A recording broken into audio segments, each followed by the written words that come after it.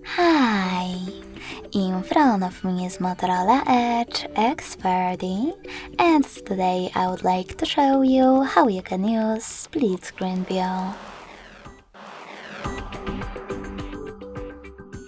First of all, go into Settings and tap on Display.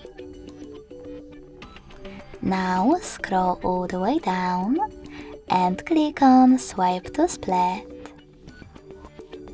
Following that, select this switcher next to Use Swipe to Split in order to enable it. Then click on Home button. After that, you need to open one of your apps that you wish to use on the lower half of your screen.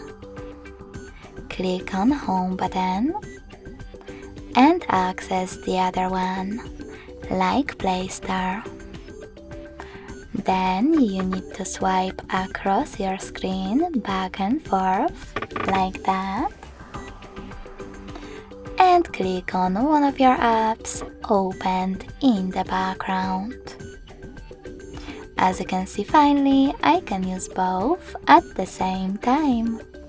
If you wish to go back from this mode, drag the first app upwards or downwards and select Home button. Thanks so much for watching. If you enjoyed this video, don't forget to leave a like, comment and subscribe. Bye!